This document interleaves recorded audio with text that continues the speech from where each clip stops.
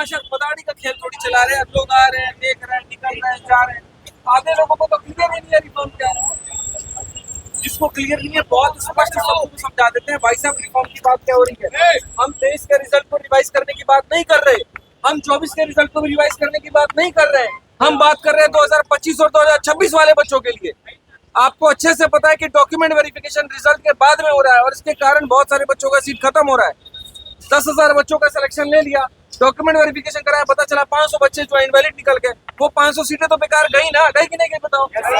और वो गई तो फिर अगली बार मोदी जी उसको चिपका करके बोल देंगे लीजिए हम तो इतना वैकेंसी ज्यादा दे रहे हैं। आपको तो बस एक जुमला दिया जा रहा है, ये बात समझ में आ रहा है आप लोग को। अगर वही डॉक्यूमेंट वेरिफिकेशन पहले हो जाए तो पूरे के पूरे जेन्युइन बच्चों को सीट मिलेगा कि नहीं मिलेगा। रिपीटर कम बैठेगा कि नहीं बैठेगा। तो इसी पर तो बात हो रही है ना भाई, और किस पर बात हो रही है। सेंटर पर तुम पेपर देने जा रहे हो, साल भर की तुम्हारी तैयारी और साला एक कीबोर्ड तुम्हारे जीवन को तय करता है कि तुम यहाँ कितने तुम्हारा नौकरी मिलेगा कि नहीं मिलेगा। उस कीबोर्ड की इतनी औकात होगी ये बताओ।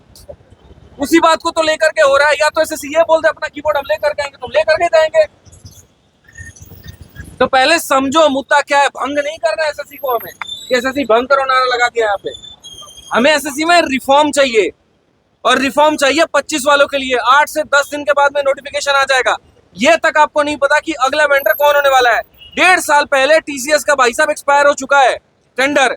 मजबूरी में पेपर करवा रहे हैं वो, क्योंकि कोई दूसरा वेंडर है ही नहीं। और पूरे इंडिया में टीसीएस के अलावा कोई दूसरा बेस्ट वेंडर है नहीं जो पेपर को क्लियर करवा दे।